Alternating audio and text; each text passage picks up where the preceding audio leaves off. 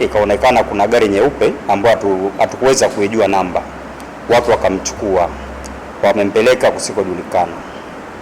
Chama cha maroli nchini chatoa tamko kuhusiana na kutekwa kwa mwenyekiti wao Goodlove Materu. Tunatoa tamko kama ifuatavyo. Kwa tunasimamisha huduma kuanzia Jumanne kama hatapatikana kuanzia hii leo. Alipigiwa simu kwamba njoo hapa ofisini kwako, kuna watu wanataka kujiunga. Tutasimamisha shughuli kwenda kumtafuta ndugu yetu huko alikopelekwa. Kwa tunaomba jeshi la polisi lishirikiane nasi, vyombo vya dola vishirikiane nasi kwenda kumtafuta huyo bwana huko au la, kama inahusiana na mambo yake binafsi ya kibiashara au ya kifamilia, nayo ingetakiwa yawekwe.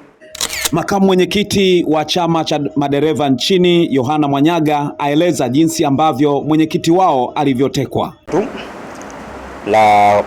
La kutekwa aliyekuwa mwenyekiti wetu ambaye alisimamishwa kwa muda, Goodlove John Materu, alipigiwa simu kwamba njoo hapa ofisini kwako, kuna watu wanataka kujiunga na taasisi yenu, lakini ikaonekana kuna gari nyeupe ambayo hatukuweza kuijua namba, watu wakamchukua wamempeleka kusikojulikana.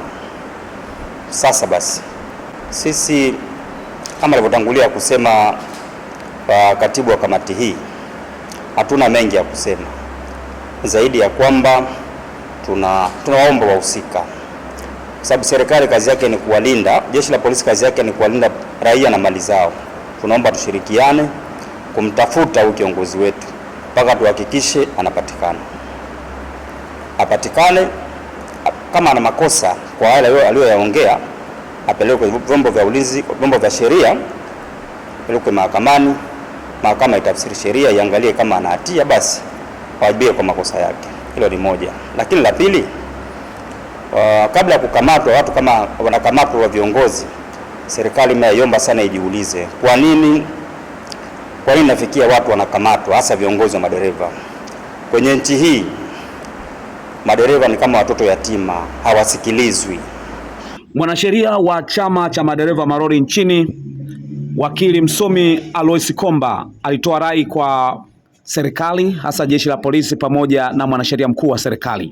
Lakini zaidi kwa upande ule, lakini sasa kwa kuwa tunatoa rai hii kitaifa, tunaamini vyombo vyote ambavyo vinahusika na masuala ya haki jinai, ikiwemo jeshi la polisi,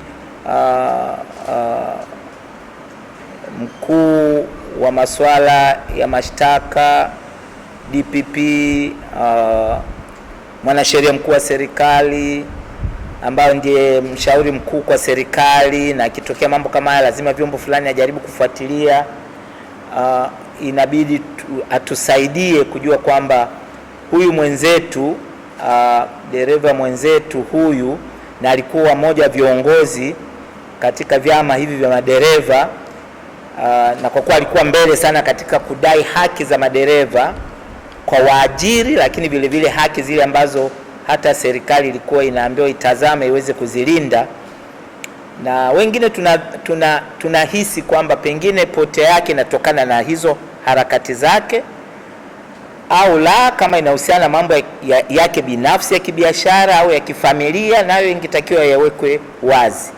Na kwa upande wa katibu mkuu wa chama cha madereva wa maroli nchini Mbuka Mwakitwile, naye akatoa msimamo wa chama hicho kutokana na tukio hilo la kutekwa kwa Goodlove Materu. Tunatoa tamko kama ifuatavyo.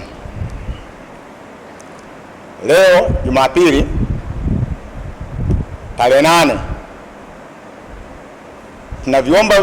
tunaviomba vyombo vya usalama, jeshi la polisi, wamiliki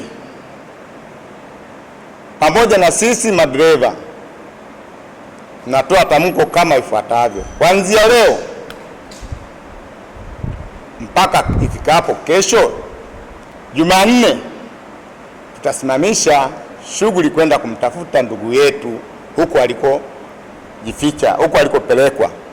Kwa tunaomba jeshi la polisi lishirikiane nasi, vyombo vya dola vishirikiane nasi kwenda kumtafuta huyo bwana huko aliko.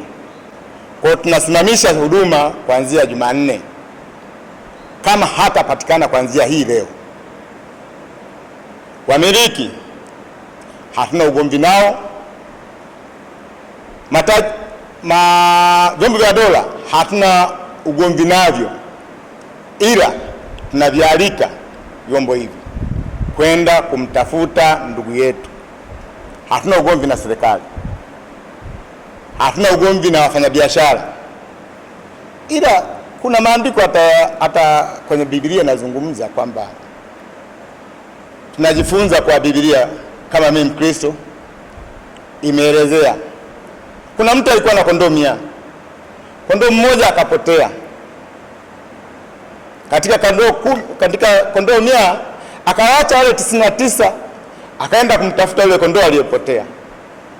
Vivyo hivyo hata sisi tunaacha kondoo wengine waliopo, tunaenda kumtafuta huyu ndugu yetu aliyepotea.